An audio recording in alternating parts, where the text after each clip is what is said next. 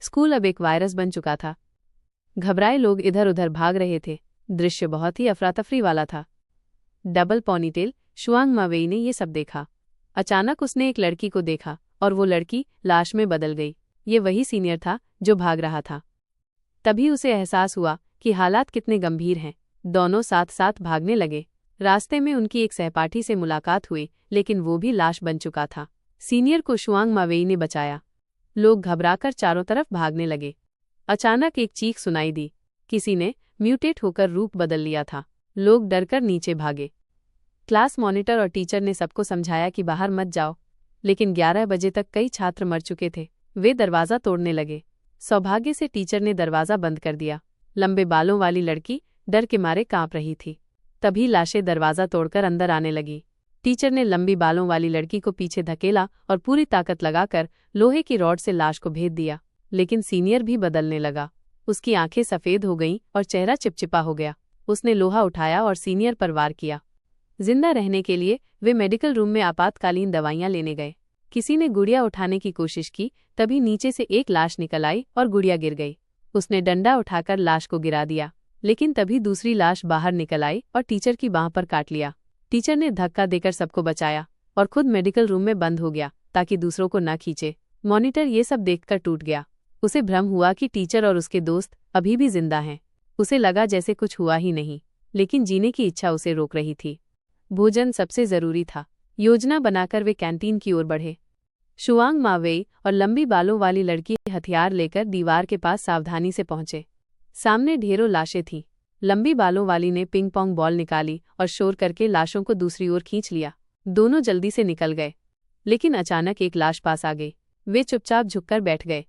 लाश उन्हें ढूंढ नहीं पाई। तभी अचानक एक लाश शुआंग मा पर टूट पड़ा। उसने डंडे से वार किया, लेकिन शोर सुनकर दूसरी लाश लंबी बालों वाली पर टूट पड़ी। उसने डंडे से वार किया, लेकिन नुकसान कम था और वो गिर गई। उसने मदद के लिए पुकारा। शुआंग मा ने जोर लगाकर उसे खींचा और लाश को खत्म किया। दोनों आखिरकार कैंटीन पहुंचे और बहुत सा खाना मिला। तभी शुआंग मा ने आवाज़ सुनी और दरवाज़ा खोला। एक व्यक्ति ने उस पर हमला किया, लेकिन वो इंसान निकला, छोटी बालों वाली लड़की। हालांकि वो संक्रमित थी, फिर भी टीम में शामिल हो गई। वे लोग मैदान पहुंचे जहां हजारों लाशें भरी थीं। लेकिन मॉनिटर अब भी कल्पना कर रहा था कि छात्र गतिविधि कर रहे हैं। वो पूरी तरह भ्रम में डूब चुका था। छोटी बालों वाली लड़की ने सोचा कि ये लंबी लड़ाई है। तभी प्रसारण सिस्टम चालू हो गया और आवाज़ सुनकर लाशें इकट्ठा होने लगीं। छोटी बालों वाली भागना चाहती थी, लेकिन मॉनिटर ने रोका। शुआंग मा और लंबी बालों वाली ने जल्दी से कमरे में जाकर सिस्टम बंद किया, लेकिन तब तक लाशें उन्हें देख चुकी थीं। छोटी बालों वाली ने हमला किया, लेकिन लाशें बढ़ती ही गईं। मजबूरन वे नीचे की ओर भागे, लेकिन चारों तरफ से घिर गए। छोटी बालों वाली को अपने अच्छे दोस्त की याद आई, जिसने कभी उसकी जान बचाई थी, और अब वही दोस्त लाश बन चुका था। अचानक जोरदार धमाका हुआ। घोड़ों की टापों की आवाज़ से लाशें दूसरी ओर खिंच गईं। मौका देखकर वे तीनों भागे और सुरक्षित जगह पहुंचे। अब छोटी बालों वाली ने ठान लिया कि भागने के बजाय यहीं रहकर सामना करेगी, लेकिन खाना खत्म हो चुका था, इसलिए उन्हें गोदाम जाना पड़ा। मजबूत हिम्मत वाली शुआंग मा और छोटी बालों वाली ने सफ़र शुरू किया।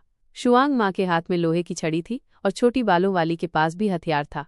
सब ठीक चल रहा था, लेकिन अचानक छोटी बालों वाली रुक गई। सामने जो लाश थी वो उसका दोस्त था। वो वार नहीं कर सकी और टूटकर गिर गई। शुआंग मा ने समय रहते उसे बचाया और लाश को खत्म किया। लेकिन फिर लंबी बालों वाली के सामने एक लाश आई। छोटी बालों वाली टूटकर रोने लगी। शुआंग मा ने हथौड़ा उठाया, लेकिन सामने उसका अपना भाई लाश बनकर खड़ा था। वो वार नहीं कर सका। पीछे से लंबी बालों वाली ने वार करके उसे खत्म किया। फिर वे लोग गोदाम पहुंचे और ऊपर सामग्री जमा की। चारों ओर बाड़ बनाई, लेकिन संकट अभी खत्म नहीं हुआ था। गलती से आग लग गई। अलार्म बज उठा। आग फैल गई और ढेर सारी लाशें अंदर घुस आईं। शुआंग मा ने सबको बाहर निकालने की कोशिश की। लोग बिखर गए। मॉनिटर अब भी कल्पनाओं में डूबा हुआ था। शुआंग मा अकेला लाशों से लड़ता रहा। वे ऊपर भागे, लेकिन थककर गिर गए। चारों ओर लाशें थीं। छोटी बालों वाली ने लंबी बालों वाली को भागने को कहा। वे दौड़कर एक क्लासरूम पहुंचे और दरवाज़ा बंद किया, लेकिन लकड़ी का दरवाज़ा कब तक रोक पाता। दरवाज़ा टूट गया और लाशें अंदर घुस गईं। छोटी बालों वाली फंस गई। शुआंग मा अब भी लड़ रहा था। उसने पीछे हटकर सीढ़ियां चढ़ीं, लेकिन ऊपर भी लाशें थीं। कोई रास्ता नहीं बचा। उसने तय किया कि मौत का इंतजार करने से अच्छा है कूद जाना, और उसने छलांग लगा दी। उसने डंडा उठाया और कई लाशों को खत्म किया। वो क्लासरूम पहुंचा जहां सब जली हुई लाशें पड़ी थीं। वहां शुआंगमा बैठा था। अचानक आवाज आई। लकड़ी हटाकर देखा तो लाशें थीं। उसने डंडा फेंका और छोटी बालों वाली को बचाया, लेकिन वो खुद लाशों में घिर गया। शुआंगमा ने पूरी ताकत से लड़ाई की, किसी तरह लाश को मार गिराया। फिर घाव देखा, सौभाग्य से वो काटी नहीं गई थी।